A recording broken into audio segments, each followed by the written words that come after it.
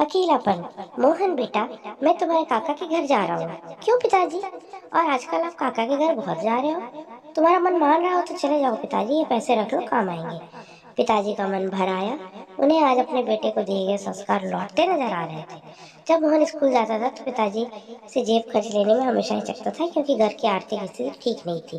पिताजी मजदूरी करके बड़ी मुश्किल से घर चला पाते थे, पर माँ फिर भी उसकी जेब में कुछ सिक्के डाल देती थी, जबकि वो बार बार मना करता था।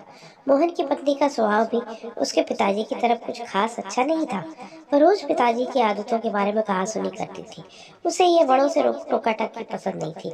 बच्चे भी दादाजी के कमरे में नहीं जाते थे। मोहन को भी देर से आने के कारण बात करने का समय नहीं मिलता था। एक दिन पिताजी का पीछा किया।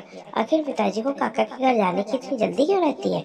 वह यह देखकर हैरान रह गया कि पिताजी तो काका के घर जाते ही नहीं है। वह तो स्टेशन पर एकांत में शून्य एक पेड़ के सहारे घंटों बैठे रहते थे।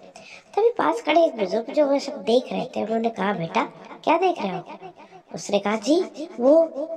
तो उन्होंने कहा, अच्छा तुम उस बूढ़े आदमी को देख रहे हो? वो यहाँ अक्सर आते हैं और घंटों पेड़ तले बैठकर सांझ डरे अपने घर लौट जाते हैं। किसी अच्छे संभ्रांत करके लगते हैं। बेटा, ऐसे एक नहीं अनेकों बुजुर्ग माए, बुजुर्ग पिता तुम्हें यहाँ आसपास मिल जाएंगे। जी, मगर क्यों? बेटा, जब घर में बड़े बुजुर्गों को प्यार नहीं मिलता, उन्हें बहुत अकेलापन महसूस होता, तो वे यहाँ वहाँ बैठकर अपना समय काटते हैं। वैसे क्या तुम्हें पता है, बुढ़ापे में इंसान का मन बिल्कुल बच्चे जैसा हो जाता है। उस समय उन्हें अधिक प्यार और सम्मान की जरूरत पड़ती है, पर परिवार के सदस्य इस बात को समझ नहीं पाते। वो यही समझते कि इन्होंने अपनी जिंदगी जी ली है, फिर उन्हें अकेला छोड़ देते हैं। कहीं साथ ले जाने में कतराते हैं, बात करना तो दूर, अक्सर उनकी राय भी उन्हें कड़वी लगती है। जबकि वही बुजुर्ग अपने बच्चों को अपने अनुभव से, आने वाले संकटों और परेशानियों से बचाने के लिए सटीक सलाह देते हैं। घर लौटकर मोहन ने किसी से कुछ नहीं कहा। जब पिताजी लौटे, मोहन घर के सभी सदस्यों के व्यवहार को देखता रहा। किसी को भी पिताजी की चिंता नहीं थी। पिताजी से कोई बात ही नहीं करता था, कोई हंसता खेलता नहीं था, जैसे पिताजी का घर में कोई अस्तित्व ही ना हो। ऐसे परिवार में पत्नी बच्चे सभी पिताजी को इग्नोर करते दिखाई दिए। सबको राह दिखाने के लिए आखिर मोहन ने भी अपनी पत्नी और बच्चों से बोलना बंद कर दिया। काम पर जाता, वापस आता, किसी से भी कोई बातचीत नहीं करता। इग्नोर करके अपने काम में डूबे रहने का नाटक करता। 3 दिन में सभी परेशान हो गए। पत्नी और बच्चे इस उदासी का कारण जानना चाहते थे। मोहन ने सबको प्यार से समझाया, मैंने तुमसे 4 दिन बात नहीं की, तुम कितने परेशान हो गए। अब सोचो, तुम पिताजी से ऐसा व्यवहार करते हो, मुझे कितना दुख देते हो।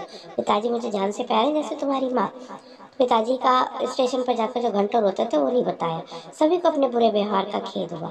शाम को जब पिताजी आए, सभी बच्चे उनसे चिपट गए और उनकी आंखें भीग आई। वो बच्चों को लिपट कर उन्हें प्यार करने लगे और फिर जो किस्से कहानियों का दौर शुरू हुआ, वो घंटों चला। इस बीच मोहन की पत्नी कभी फल तो कभी चाय नमकीन लेकर आती। पिताजी बच्चों और मोहन के साथ स्वयं भी खाते और बच्चों को भी खिलाते। अब घर का माहौल पूरी तरह बदल गया था। एक दिन मोहन बोला, पिताजी क्या बात है, आजकल काका के घर नहीं जा रहे हो? नहीं बेटा, अब तो अपना घर ही स्वर्ग लगता है। पापा ने कहा, आज सभी में तो नहीं, लेकिन अधिकांश परिवार के बुजुर्गों की यही कहानी है। बहुधा आसपास के बगीचों में, बस अड्डों पर, नजदीकी रेलवे स्टेशन पर, परिवार से तिरस्कृत भरे पूरे परिवार में एकाकी जीवन बिताते हुए ऐसे कई बुजुर्ग देखने को मिल जाएंगे। आप भी कभी न कभी अवश्य बूढ़े होंगे, है ना? आज नहीं तो कुछ वर्षों बाद होंगे। जीवन का सबसे बड़ा संकट है बुढ़ापा। घर के बुजुर्ग ऐसे बूढ़े वृक्ष हैं जो बेशक फल ना देते हो, पर छांव तो देते ही है ना। अपना बुढ़ापा खुशहाल बनाने के लिए बुजुर्गों को अकेलापन महसूस ना होने दें। उनका सम्मान भले न कर पाए, लेकिन उन्हें तिरस्कृत मत करिए, उनका ख्याल रखिए। धन्यवाद।